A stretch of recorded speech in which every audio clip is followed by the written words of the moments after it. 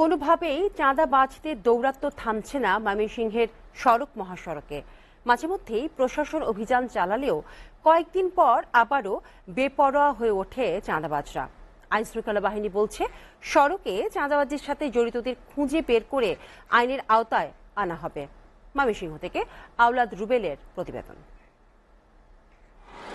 পরিবহন থেকে চাঁদা তোলার নিষেধাজ্ঞা থাকলেও কোনোভাবেই নিয়ন্ত্রণ করা সম্ভব হচ্ছে না সড়কের চাঁদাবাজদের। ময়মনসিংহ বিভাগীয় শহরের প্রবেশপথ শম্ভুগঞ্জ, রহমতপুর, দীঘারকান্দা, আকুয়া বাইপাস সহ জেলার বিভিন্ন সড়ক মহাসড়কে বিভিন্ন সংগঠনের নামে পরিবহন থেকে তোলা হচ্ছে চাঁদা।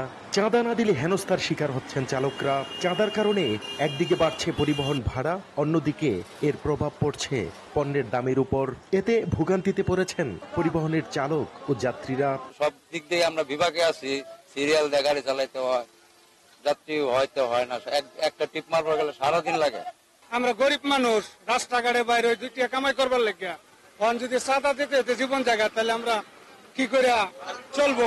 দেশটার মধ্যে চাঁদাবাজে ভরে গেছে। জামালপুর গেলে দেউন লাগে 100, এনআইটিয়া দেউন লাগে 200, কত হইলো 300, শেষ।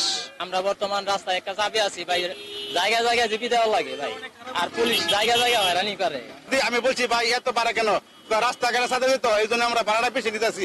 সড়কে পরিবহন থেকে চাঁদাবাজি আগামী 6 মাসের মধ্যে সম্পূর্ণভাবে নির্মূল করা হবে বলে আশ্বাস দিলেন ময়মনসিংহ সদর আসনের সংসদ সদস্য। এমপি হিসেবে আমি কথা দিয়েছিলাম মানুষকে এটা আমি বন্ধ করবো। আমি সম্পূর্ণ নির্মূল করতে পারিনি, এই ব্যর্থতার দায় কিছুটা এখন নিচ্ছে, কিন্তু যেহেতু মাত্র 5 মাস বা 6 মাস হয়েছে, আমি ইনশাল্লাহ আগামী 6 মাসের মধ্যে আমি চেষ্টা করবো ময়মনসিংহ থেকে এই চাঁদাবাজিটা নির্মূল করার। এদিকে মহাসড়কে চাঁদাবাজি বন্ধে নিয়মিত অভিযানের পাশাপাশি এর সাথে জড়িত গডফাদারদের খুঁজে বের করে আইনের আওতায় আনা হবে বলে জানান র্যাবের এই কর্মকর্তা। সড়ক এবং মহাসড়কে কোনো রকম চাঁদাবাজি আমরা করতে চাই, এটা আমাদের অফিসিয়াল ম্যান্ডেট এবং আমাদের কাজের অংশ। আমরা চাই যারা সাধারণ মানুষ তারা ফেসিলিটেড হোক, আমরা তাদেরকে সেই ফেসিলিটি দেব। শুধু আশ্বাস নয়, সড়ক মহাসড়কগুলো চাঁদাবাজ মুক্ত করতে প্রয়োজনীয় পদক্ষেপ নেবে সংশ্লিষ্ট কর্তৃপক্ষ, এমনটাই প্রত্যাশা ময়মনসিংহবাসীর। আওলাদ রুবেল, এসটিভি, ময়মনসিংহ।